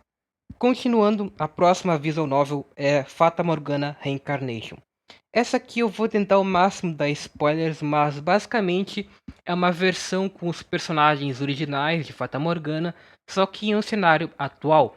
Diferente de Fata Morgana, que se passa em tempos mais antigos, e dessa vez eles não se odeiam, eles não estão tentando se matar de alguma forma, ou tentando resolver algum mistério. É simplesmente eles no dia a dia resolvendo problemas normais. Claro, existem traços antigos, então o Michel e a Gisele estão namorando, estão juntos.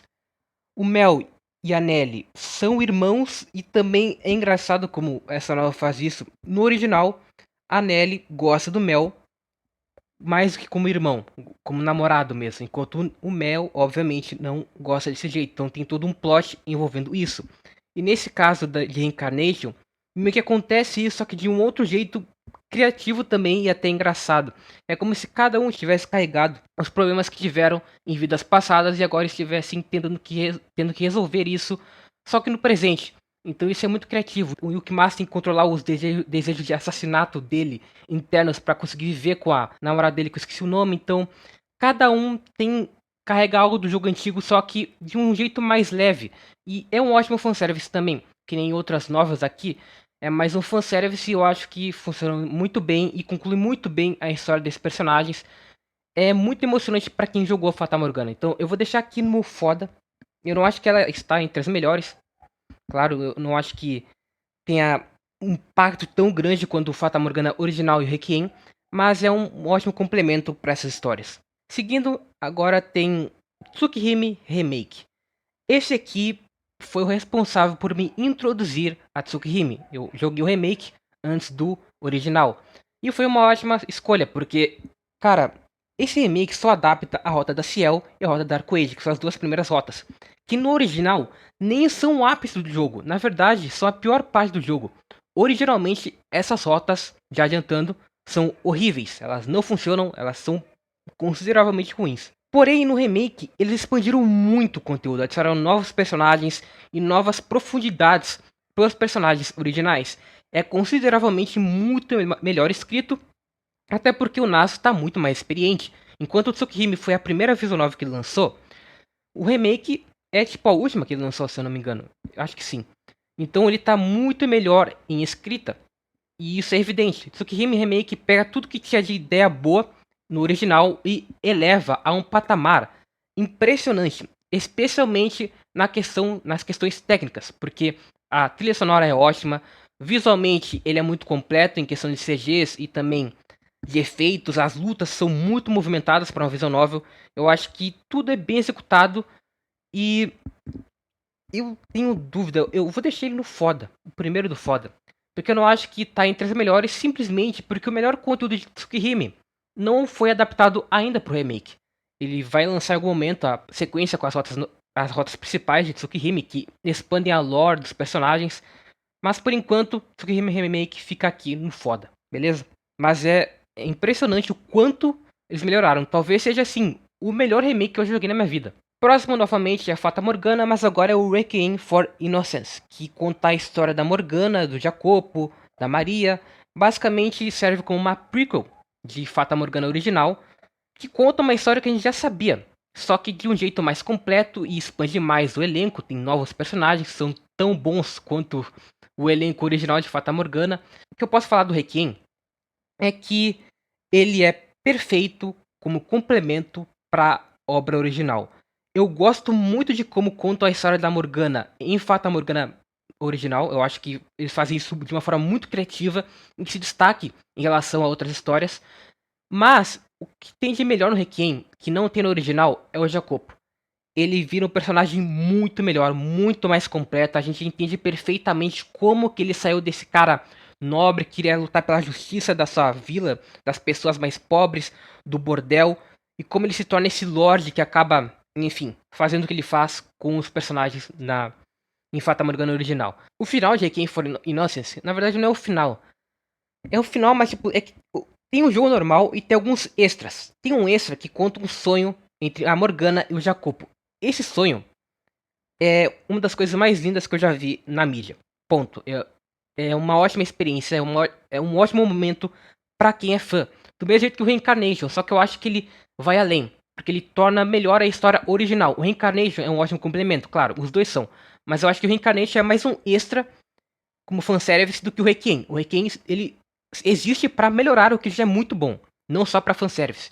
Então eu vou colocar ele. Puta, eu falei tudo isso, mas eu acho que vou deixar ele no foda. É complicado.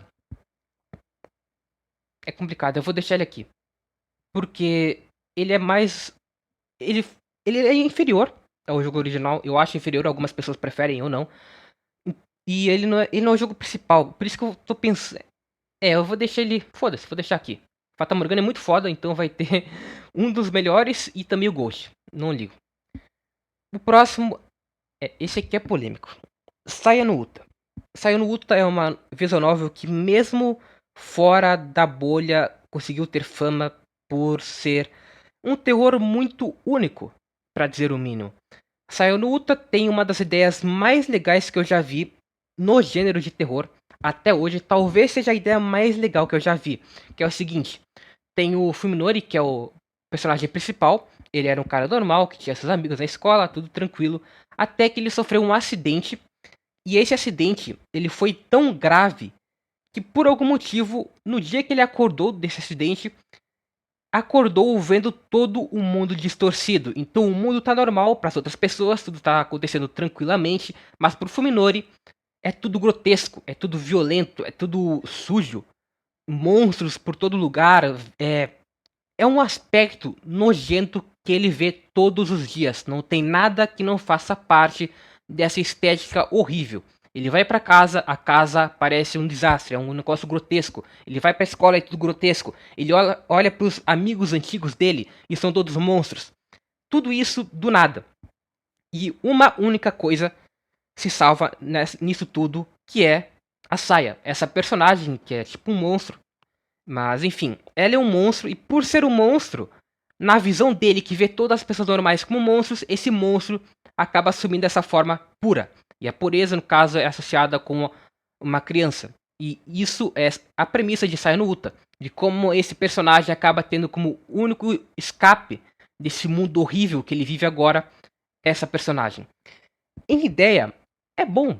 Eu não tenho o que reclamar de Saia no Uta em premissa. Como eu falei, é muito criativa e tem um potencial muito interessante para desenvolver o romance e também o aspecto de terror. Só que fica por aí.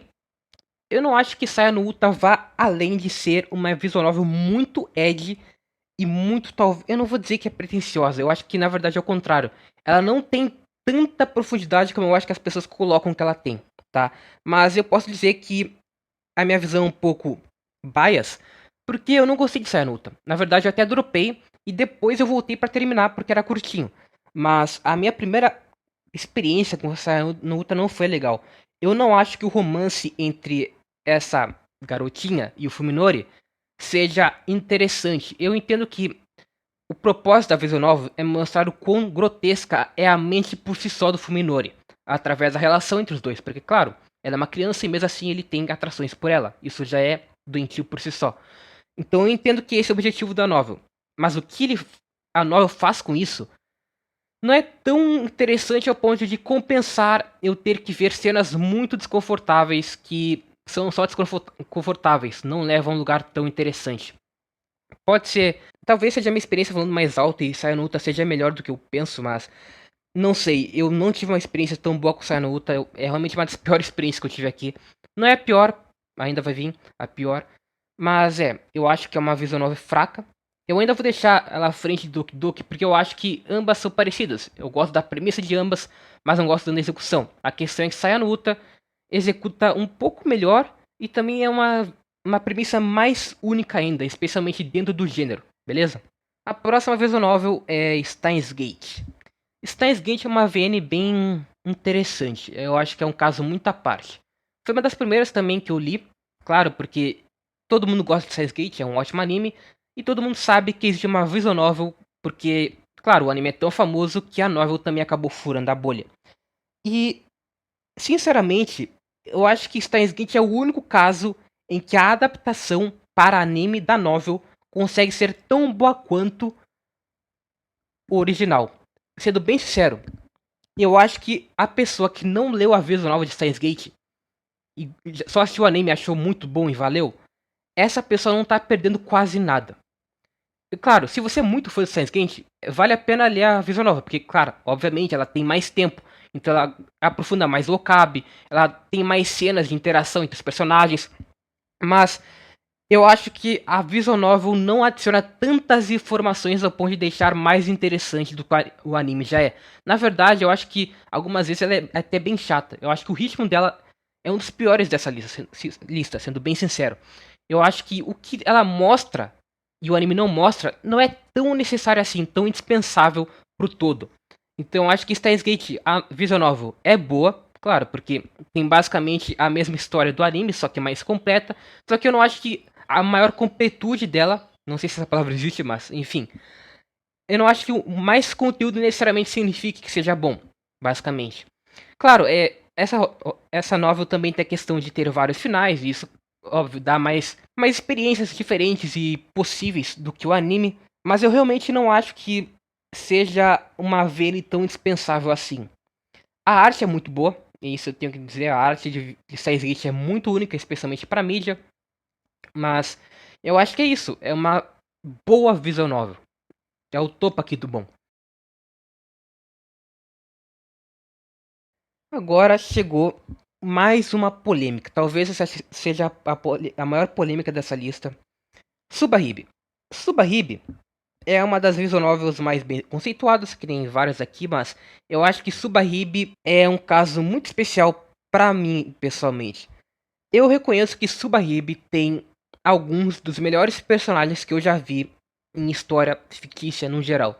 A Yuki é uma ótima protagonista, o Takuji é um ótimo protagonista, o Tomosani é um ótimo protagonista, e o plot principal entre esses três personagens, que é revelado no final, nos últimos capítulos, é genial. Não tenho nada a reclamar, é incrível. E o final de Subahibe, um dos finais, é porque é aquilo, tem vários capítulos, tem várias escolhas, e essas escolhas vão mudar o rumo da sua história. Mas o final principal de Subahibe é muito bonito, é muito positivo, e eu acho que Subahibe traz uma mensagem ótima para quem vai ler. No geral, eu acho que a maioria das visual novels aqui tem um grande ponto positivo, que são mensagens positivas. Não importa o quão trágica e feia algumas histórias sejam, elas acabam de forma positiva e otimista. E isso é muito bonito. Subahibe é um desses casos. Eu acho que também é um dos casos de melhor uso de narrativa Ela não é uma narrativa exatamente linear, ela basicamente repete muitas coisas porque muda a perspectiva. Cada capítulo tem a perspectiva de um personagem diferente. Eu acho isso muito interessante. Quanto mais criativo alguém é na narrativa, mais me compra. Mas a minha experiência com Subahibi não foi tão positiva. Eu consigo reconhecer suas qualidades, mas eu não consigo dizer que eu tive uma experiência boa lendo. Como eu falei antes, eu tenho um grande problema com a mídia, que hoje em dia é menos, eu já tive mais, mas enfim. Eu não gosto de como eles usam gratuitamente as cenas de sexo. Não só sexo normal, porque uma coisa é você botar uma cena de sexo entre dois namorados, um casal, enfim. Outra coisa é como essas visual novels usam abuso. E Subahibi leva isso para um nível que é bizarro, é absurdo. E é proposital, porque Subahibi desenvolve alguns temas sexuais, ele desenvolve também, por exemplo, o Takuji é um personagem que está sempre envolvido direto ou indiretamente em cenas assim, porque ele é um punheteiro, basicamente. E a novel deixa isso muito claro, até porque ele retrata basicamente um otaku médio do Japão nos anos 2000. Tanto que tem uma questão de sites e fóruns que eram muito mais comuns na época. É até interessante porque ele cria o culto dele através disso. E nesse culto acontecem essas bizarrices. Então eu entendo por que a novel tá fazendo isso. Mas eu não acho que ela faça isso da melhor forma possível. Em algumas cenas, ao invés de ser grotesco, como o abuso normalmente deveria ser, eu acho que ela vai mais pro lado de sexualizar cenas assim, do que necessariamente mostrar o quão ruim elas são. E aí eu me perde completamente. E vai além, né? Não é só abuso, tem incesto também. Tem uma cena de sexo entre uma filha e um pai. E essas cenas são desnecessariamente longas. Eu entendo o ponto temático que tem, mas eu não acho que seja a melhor forma de demonstrar elas. Pra mim, quando você vai colocar temas sexuais tão presentes e tão fortes nas suas histórias, tem que ter um jeito de ser criativo e não mostrar literalmente elas. Como Belladonna, por exemplo, é um ótimo exemplo para mim. O filme de Belladonna, que é até relativamente antigo, mostra o abuso da maneira mais criativa e talvez menos ofensiva que alguém possa fazer. Você sente o impacto, o quão ruim é aquilo para aquelas pessoas, mas ainda assim não te ofende. Tem um certo tom artístico que cumpre o papel delas. Elas são grotescas, são violentas, mas sem ir pro lado sexualizado que muitas dessas visual novas vão. E Subahibi, pra mim, chega no ápice disso. Tem tanto disso na novel que chega a ser desconfortável pra mim. É muito desconfortável. Eu ficava desconfortável o tempo todo. E particularmente, tem uma personagem que eu acho que sofre muito por isso, que é a Zakuro. A Zakuro é uma garota mais tímida, mais contraída, que não fala muito durante a maior parte dos capítulos. E no capítulo dela, a gente descobre e se aprofunda mais no bullying que ela sofre na escola. Ela é uma garota que sofre bullying. Inclusive, foi traída por suas únicas amigas nesse contexto. O bullying de Subahibi é horrível, desculpa. O bullying dela e também do Takuji. O Takuji passa por bullying também. Para mim é uma desgraça completa. Sendo bem sério, eu já tenho dificuldade com bullying em qualquer obra. Na maioria das vezes eu acho que o bullying é mais apelativo do que realista e crível. Eu falei sobre isso no meu vídeo Mushoku. Subahibi transcende. É um nível de bullying que eu não consigo imaginar acontecendo. Claro, tem muitas bizarrices em Subahibi, mas eu acho que essa em específico deveria ser mais pé no chão para eu conseguir me importar com os personagens. Era tão absurdo que eu não conseguia sentir a dor real do Takuji, da Zakuro, porque tipo, eu não conseguia sair a minha imersão completa da visual novel, porque era um absurdo além do normal de Subahibi, entendeu? Então, infelizmente, pela minha experiência, tá? Eu reconheço que Subahibi tem suas qualidades, não é exatamente uma visual novel mal escrita, com exceção dessas partes que eu acho que não são boas. Por tudo isso, eu vou deixar Subahibi aqui no mid. Para mim, a definição de mid é um nota 5. Eu dei 5 pontos, basicamente porque é uma visual novel com ótimas qualidades, mas tirei 5 pontos porque a minha experiência não foi boa. Simples, foi a pior experiência que eu já tive com uma visual novel. Falando em Subahibi, o próximo é o Tsunosora Remake. Esse aqui é basicamente conectado com Subahibi, porque é um remake da primeira obra do Skage, do autor de Subahibi. Eu acho que é a primeira obra. Se não for a primeira obra, é basicamente um protótipo do que viria a ser Subahibi. Ele é uma versão consideravelmente mais curta, mas que tem o Takuji, tem um cara que deveria representar o Tomosani, tem a Zakuro, tem a Ayana, que é uma personagem bem específica também de Subahibi. Tem a Hiruru, que eu não lembro se em Subahibi tem o mesmo nome, mas essa garota mágica que o Takuji vê. Então são basicamente os mesmos personagens, ou com o mesmo nome, ou ao menos com a mesma função na história. Só que com uma história mais curta, mais centrada, e que também tem outras filosofias. Eu acho que Tsui no Sora Remake é uma experiência melhor do que Subahibi. Talvez por ser mais curto e ter menos tempo para ter muita desgraça. Mas eu também acho que ele faz um ótimo papel em ser divertido. O grande elogio que eu posso fazer pro Suinossauro Remake especificamente é que tem uma nova rota de uma nova personagem que não existia no jogo antigo. E essa rota é boa. Eu gosto dessa personagem. Mas no geral, apesar de ter me ofendido menos do que Subahibi, também tem menos qualidades. É simples. Ele é mais comum. No geral, claro, porque é basicamente um protótipo. Então, por conta disso, eu também vou deixar no mid. E na verdade, eu vou deixar até atrás de Subahibi. Porque eu vou, nesse caso, priorizar as qualidades de fato da obra do que a minha experiência. Existe uma grande diferença de qualidade e uma diferença menor de experiência. Então, vou deixar aqui. Acho que tá bom. Agora é a hora de falar de Tsukihime original. Eu já adiantei um pouco antes. As duas primeiras rotas de Tsukihime original são horríveis. É o pior momento da escrita do Nas que eu já vi até hoje. É desgraçado, tem... Cara, no geral, as cenas de sexo de Tsukihime são muito mal escritas. Assim, particularmente muito mal escritas. Chegam a ser engraçadas. E algumas são só bem desconfortáveis, porque tem muito abuso aqui. Enquanto no remake eles substituíram essas cenas, claro, que nem fizeram com o remaster de Fate. Enfim, no remake ficou tudo muito melhor. Tudo, ponto. Mas claro, o ápice de Tsukihime está ainda no original, porque a rota da Kohaku é a melhor rota, e a rota da Hisui também é a segunda melhor rota. A rota da Akira, que é a primeira rota da segunda parte da Visual Novel original, eu não acho tão boa. Eu acho que por conta dessa necessidade mercadológica do Nasu de ter que colocar cada rota tendo uma heroína pro protagonista namorar, por conta disso ele criou um plot meio semi-incestuoso. Tecnicamente não é, porque o Shiki e a Akira são irmãos, mas não são. Mas eles foram criados como irmãos, então eles têm um romance, e isso ser romantizado é meio esquisito. Eu não acho que seja tão bom quanto a rota da Hisui e da Kohaku, que tem romances muito melhores e muito mais interessantes pro propósito das personagens. Essas duas rotas em específico, as últimas, são incríveis e elevam a experiência do original. É um jogo, no geral, muito mais curto. Tipo, tem 5 rotas e mesmo assim é muito mais curto do que o remake. Mesmo assim, eu gosto muito das ideias das últimas rotas, das últimas duas. E o final é muito bonito. O epílogo, né, no Eclipse, em que o Shiki reencontra a Oko, que é a minha personagem favorita do Nasu, então também tem pontos por isso. Então, basicamente, duas rotas horríveis, uma rota ok, medíocre e duas rotas muito boas. Então, no geral, é meio a meio. Eu acho que eu vou deixar Tsukihime no mid. Não sei, é complicado. Eu vou deixar aqui, na boa. Quase no mid, mas eu não vou deixar no mid porque eu acho que tem mais qualidades do que Kagetsu Torre. Só que Kagetsu Torre erra muito menos. Então pelo menos eu vou deixar os dois lado a lado, beleza?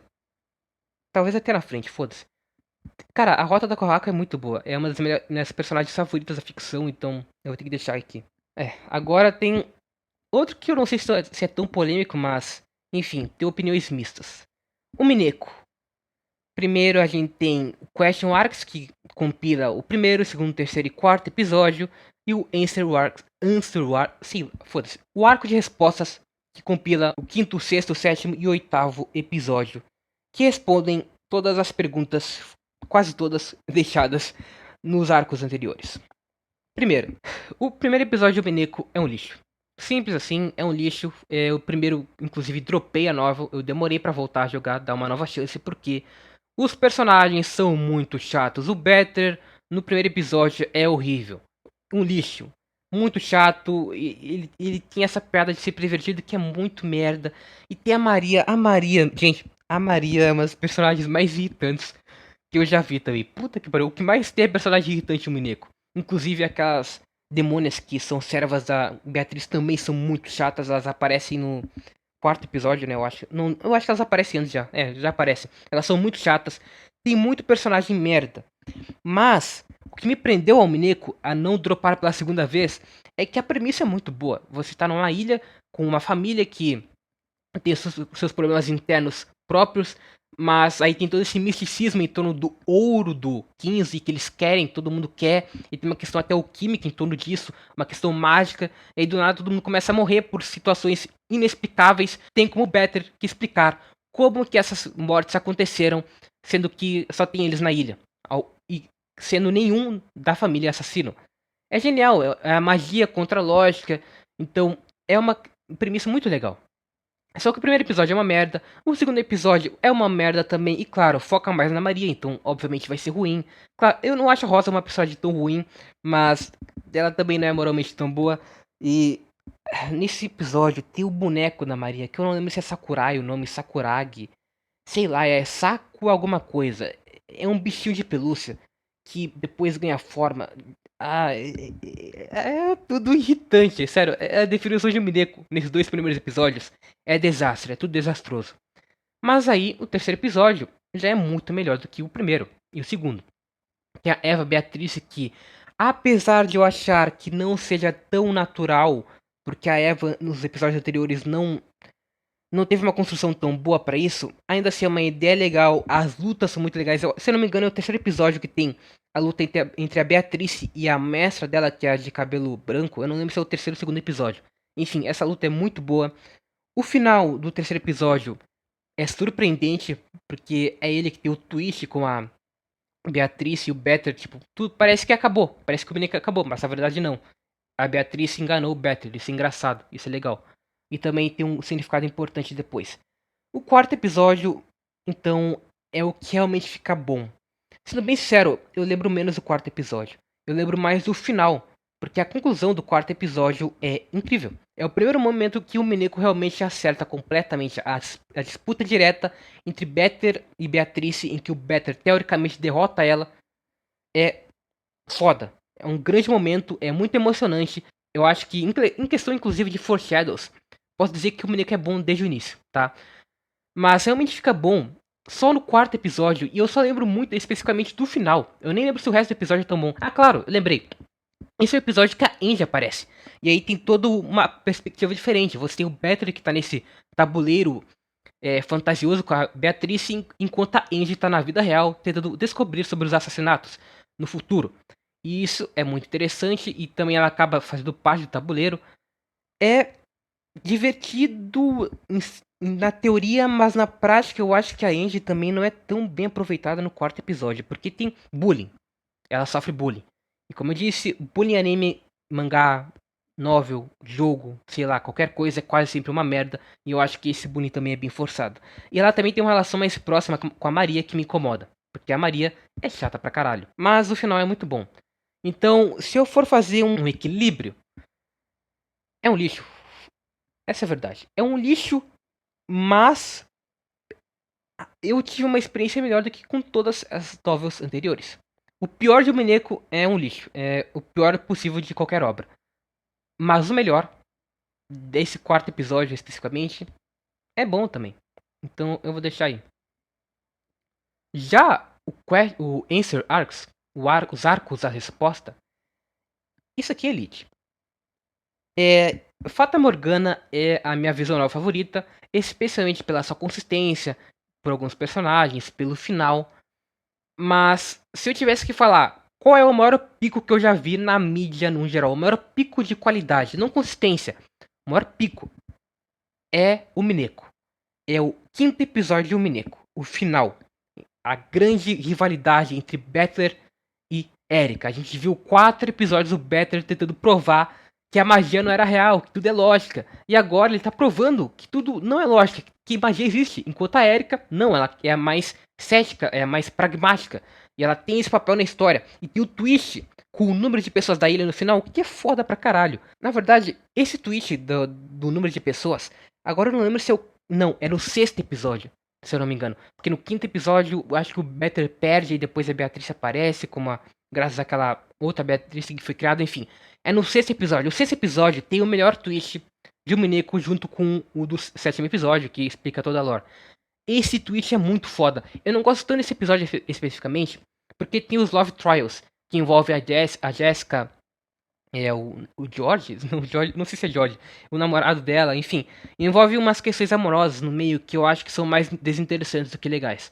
Mas o final, o que importa entre Better e Erika e Beatrice e todo mundo é incrível. Mesmo o episódio mais fraco dessa segunda parte da novel ainda é muito melhor do que tudo que foi feito na primeira novel, então beleza. Aí vem o sétimo episódio que conta o contexto da Beatrice e o backstory dela e quem ela é. Ele não conta diretamente, isso que é legal. Porque teoricamente é um episódio que vai te dar respostas, e ele de fato dá respostas. Mas algumas ele deixa pra você completar. E isso faz parte da mensagem que o Ryukishi conclui no episódio 8, que é o pico. O episódio 8, depois do quinto episódio, depois do final do sexto episódio, é o pico de Umineko. E é muito divisivo, porque o Ryukishi foi contra a maré de obras de investigação, detetive. Tudo que ele se inspirou até agora, ele foi lá e virou de cabeça para baixo. De forma incrível, como eu já falei no meu vídeo sobre o Mineko e também sobre metanarrativa, eu falo mais sobre o oitavo episódio. Para mim, o Mineko, essa parte, o quinto, sexto, sétimo, o oitavo episódio, são a segunda melhor coisa que eu já vi em visual novel até agora. Certo, faltam 3 visual novels e uma delas no EVN, mas beleza. Agora, Danganronpa V3. Danganronpa V3, eu já me dei essa adiantada no início, então eu vou ser mais rápido porque eu falei bastante de Danganronpa. Pra mim, é o melhor jogo da franquia. Tem o melhor elenco. Simplesmente tem o melhor elenco. Tem o Shuichi, tem a Kaede, tem o Kokishi. Puta, só esses 3 personagens já são muito além do padrão que a gente via nos elencos anteriores. Não tem nenhum personagem que eu realmente odeie. E o Kokishi por si só é o melhor personagem da franquia depois do Nagito e depois do Monokuma, talvez. Basicamente, o terceiro jogo tem os melhores trials, tem as melhores cenas de morte, tem o final mais interessante e corajoso e mais sólido também, porque os outros finais não são tão bons. Tem as melhores trilhas sonoras, tem o melhor visual. É o ápice de Danganronpa. Simples, até não tem muito o que acrescentar, é um jogo perfeito. Então, eu acho que eu vou deixar aqui.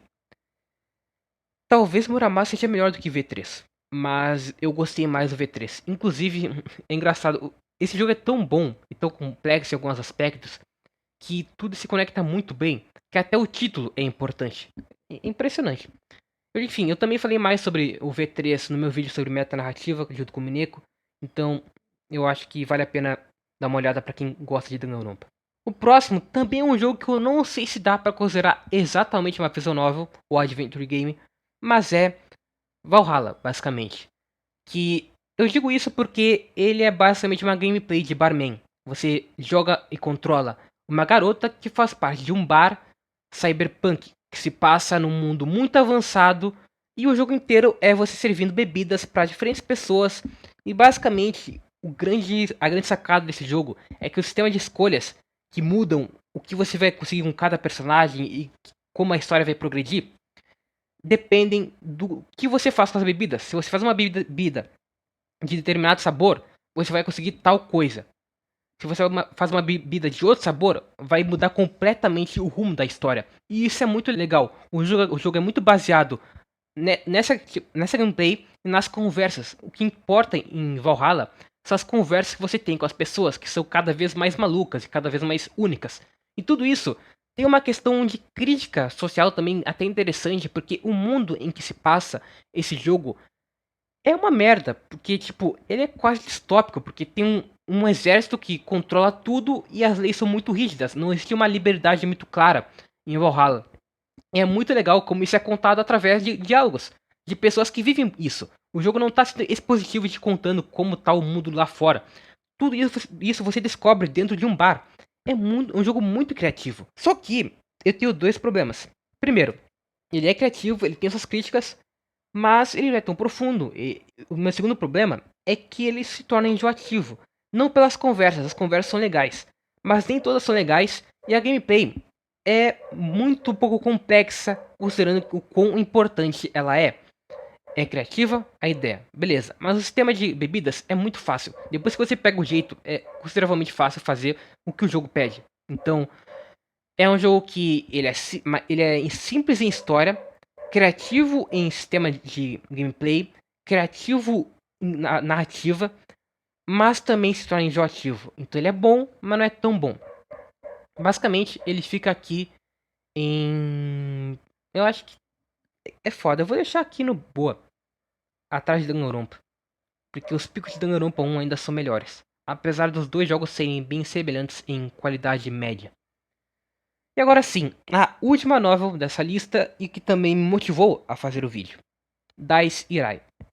Eu decidi fazer esse vídeo porque eu queria falar de Dice Irai, é uma visual novel muito importante para a comunidade, mas eu não consegui achar um conteúdo, eu não consegui escrever um vídeo tão interessante, eu acho.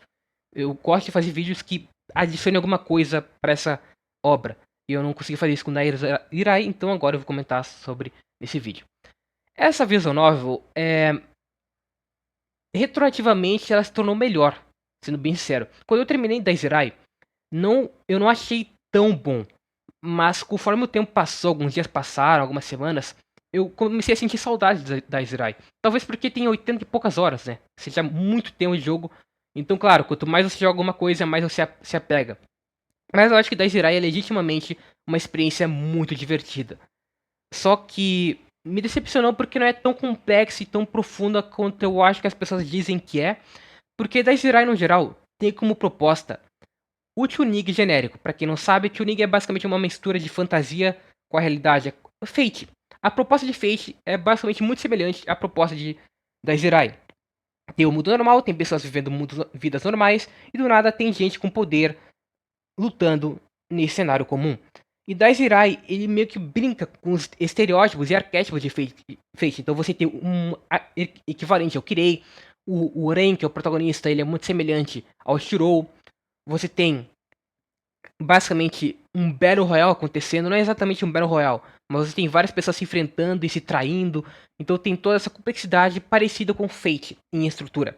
Tem muitas semelhanças e ele brinca com isso, ele sabe que é genérico, ele assume isso e ele se leva ao extremo, ele é muito exagerado, e isso é legal. Mas eu acho que isso prejudica alguns personagens. Por exemplo, o personagem principal não é tão legal, porque eu acho que ele se resume a isso. Claro, ele tem uma conclusão muito boa, muito acima da média pra novel, mas pra mim ele se resume muito ao protagonista de shonenzão, de parecido com o Shirou, só que sem a complexidade do Shirou. E no geral, o elenco também é isso, eu não acho que ele é tão profundo assim. Ele é só legalzão, sabe? O Shirou, que é o amigo do protagonista, ele é irado, porque ele não tem poderes. Em algumas claro, em algumas rotas ele ganha poderes, mas até mesmo quando ele ganha poderes, é de um jeito foda e diferente. Ele é basicamente um cara comum lutando contra gente muito mais poderosa que ele. Simplesmente porque ele é foda naturalmente. E eu acho isso muito legal. Tem o Reinhard e o Mercúrios, que são dois personagens que se completam muito bem. São dois ótimos vilões. E a luta entre eles e o Urei no final também é um espetáculo. A grande luta entre os três, que é da rota da Rea, é incrível. Aquela luta é impressionante. Mas eu acho que é basicamente isso. O resto do elenco não é ruim, tirando um outro personagem que eu não gosto, mas eles também não são tão legais quanto poderiam ser. Por exemplo, das heroínas principais, pra mim a melhor é a Mary. A rota da Mary é a melhor, tem o melhor romance e também tem o melhor final, tem o melhor conceito, porque a Mary é basicamente a arma do Ren. Tem um conceito todo por trás do sistema de poder deles, que também é um sistema de poder muito completo, e o conceito do romance deles é muito lindo, é muito bonito e a conclusão também é muito bonita. Porém, Area, que é o romance canônico, digamos assim, porque é do True Engine, é uma merda, com todo respeito. Eu acho muito forçado. Eles eram amigos e aí são namorados basicamente porque sim. A Kasumi é a típica garota amiga de infância do personagem principal. E ela segue basicamente o roteiro perfeito dessa garota. Só que eu gosto da rota dela, do romance deles. Eu acho que eles realmente combinam. O problema é que a personagem é completamente descartada nas outras rotas. Ela tá lá presente, mas até virou uma brincadeira sobre o quão inútil ela é. E a Sakurai, que é outra personagem romântica do personagem do Ren, ela é legal. Eu gosto da relação de amor e ódio entre eles. O final é bem bacana também, é um dos melhores finais possíveis da Zirai. Só que é isso. Eu não acho que seja tão interessante quanto a Mary, porque a Mary tem mais profundidade. A Mary, a relação entre ela e o Ren, é um dos ápices de profundidade da Zirai. Não que necessariamente ser menos profundo seja ruim, claro, mas é que eu acho que talvez da Zirai seja mais profundo do que eu penso e eu não entendi. Eu não gosto de falar isso, mas é que tem Daí Jirai tem simbolismos muito ricos, evidentemente. Cara, você olha pro Mercúrio, o nome do Mercúrio, o significado da alquímico de Mercúrio e o como ele se conecta com o Uranus e quanto as cores dos dois se contrastam e como também tem muitas referências históricas em Daizirai. Eu acho que seria muito mais completo se eu tivesse mais conhecimento, basicamente externo. Só que olhando apenas para a novel isoladamente, porque ela faz dentro de si, é isso, é uma visual novel muito legal, que não aproveita tão bem alguns personagens e também não tem romances tão perfeitos assim. Os ápices são bons, tipo a Rosa Mary e a luta final entre todo mundo, são ápices muito legais.